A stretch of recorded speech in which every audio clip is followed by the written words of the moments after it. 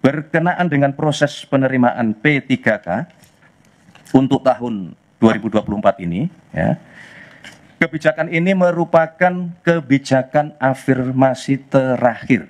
Ya, kami ulangi, ya, untuk proses penerimaan P3K tahun 2024 ini, ya, kebijakan ini merupakan kebijakan afirmasi terakhir. Maksud baik dari pemerintah di sini kebablasan dengan kondisi situasi politik, yaitu tidak sedikit kepala-kepala daerah harus membayar utang budi kepada tim sukses lah, tim pemenangan lah, apapun namanya. Ini faktanya Bapak Ibu sekalian, sehingga bagaikan air bah, tenaga-tenaga honor itu dengan SK kepala daerah bermunculan. Pemilihan presiden dan kepala daerah sudah usai, P3K sudah tidak dibutuhkan lagi. Selamat datang di channel Restu 007. Sungguh ironi, setelah pegawai pemerintah dengan perjanjian kerja atau P3K sudah dimanfaatkan dalam politik, kini pemerintah berbalik menghapuskan kebijakan pengangkatan P3K. Ya, siapapun tahu, P3K adalah alat politik pemerintah untuk memenangkan calon yang mereka dukung di pemilihan presiden, pemilihan legislatif maupun pemilihan kepala daerah, baik pemilihan bupati atau wali kota maupun gubernur. Ungkapan-ungkapan harus tegak lurus, memilih calon kepala daerah, calon legislatif yang searah dengan haluan politik presiden terpilih marak terdengar di kalangan P3K menjelang pemilu dan pilkada. Bahkan tidak sedikit, P3K yang dimanfaatkan jadi tim sukses calon tertentu. Mereka, yang sudah diterima menjadi pegawai kontrak atau P3K selalu berada di bawah bayang-bayang ancaman bahwa siapapun yang tiwak memilih pilihan petahana, terancam akan diputus kontraknya. Anggota DPR dari fraksi Golkar, Taufam Pawe tidak menampik itu. P3K adalah alat politik penguasa. Mereka dibentuk untuk dikebiri hak politiknya, dan hal ini memungkinkan, karena status mereka sebagai tenaga kontrak. Berbeda dengan pegawai negeri sipil, P3K memang bisa diberhentikan sewaktu-waktu, bahkan hanya dengan tudingan tidak loyal pada pimpinan. Ironinya, setelah pemilihan presiden, pemilihan legislatif dan pemilihan kepala daerah sudah selesai, dan presiden yang didukung mantan Presiden Jokowi sudah dilantik, pemerintah pun mengumumkan bahwa pengangkatan P3K sudah tidak diperlukan lagi. Oleh karena itu, setelah menerima laporan dari Menteri Pan-RB dan seluruh jajaran, kemudian meminta kepada kami semua, seluruh jajaran untuk melakukan analisis, ya, melakukan simulasi, dan kemudian mencoba memformulasi lebih lanjut dalam rangka mencari solusi, ya, dan memungkinkan untuk melakukan percepatan proses pengangkatan calon ASN, ya. Tentu sekali lagi dengan tetap melindungi hak-hak calon ASN dan memaksimalkan dampak pelayanan bagi masyarakat, ya, maka sesuai dengan petunjuk Bapak Presiden tersebut, Bapak Presiden kemudian mengambil keputusan dan telah menyetujui, ya, untuk memberikan arahan sebagai berikut. Ya.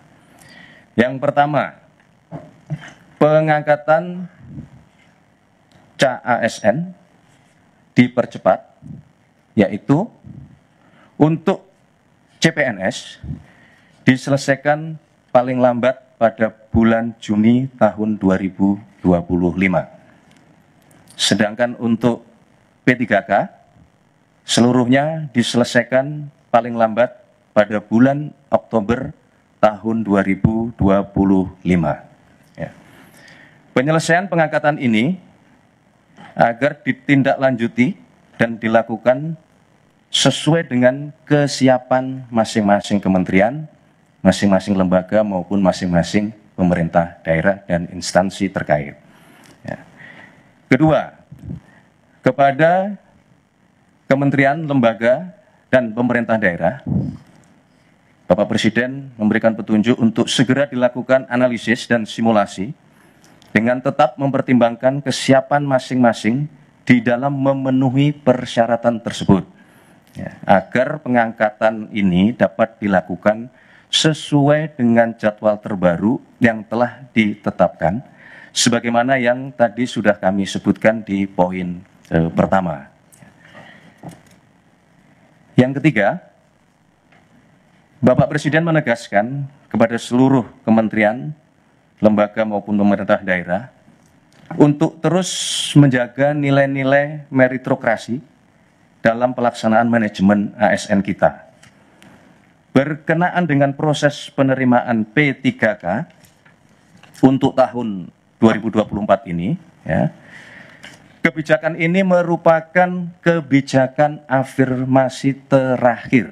Ya, kami ulangi, ya, untuk proses penerimaan P3K tahun 2024 ini, ya, kebijakan ini merupakan kebijakan afirmasi terakhir.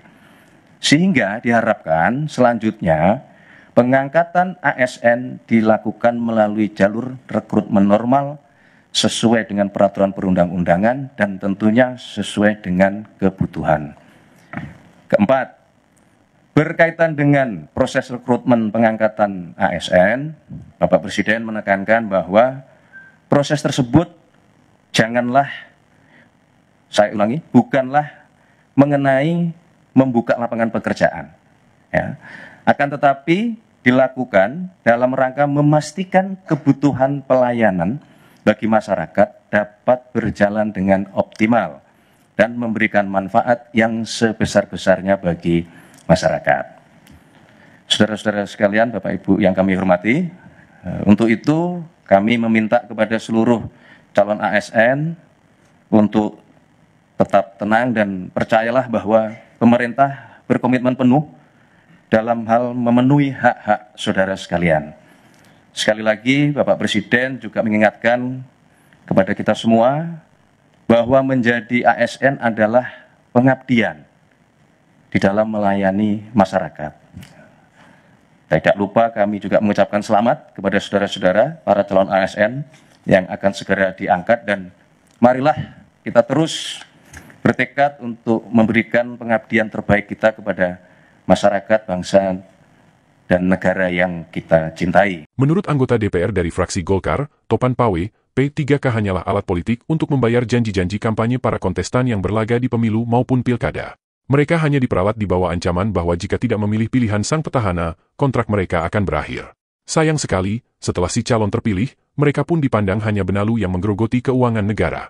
Sangat memprihatinkan, pemerintahan Prabowo memandang pengangkatan ASN dan P3K bukanlah upaya mengurangi pengangguran dan beban masyarakat. Pengangkatan ASN hanya dipandang sebagai upaya meringankan beban kerja pemerintah.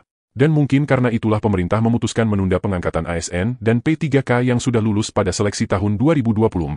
Walau kemudian dimajukan setelah mendapatkan respon penolakan, namun penundaan ini tetap saja melukai hati para calon ASN dan P3K. Sebahagian di antara mereka yang sudah terlanjur keluar dari pekerjaan yang lama, harus menganggur berbulan-bulan menunggu kepastian pengangkatan. Dan sekali lagi, kita disuguhkan pada sebuah kenyataan, penetapan kebijakan bongkar pasang ala pemerintah, yang harus dianulir dan dikaji ulang setelah mendapatkan penolakan dari masyarakat.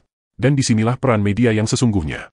Di saat anggota dewan yang tidak lain adalah anggota partai politik hanya bekerja sesuai arahan partai, media memainkan peran yang penting, menjaga agar pemerintah tidak bertindak zolim, hanya fokus menuntaskan janji politik, tapi lupa kebutuhan dasar rakyat. Maka publik dituntut bijak, dukunglah media Yinak masih tegak lurus memberitakan yang sesuai aturan, tidak membuat berita yang asal menyenangkan para penguasa yang membayar mereka.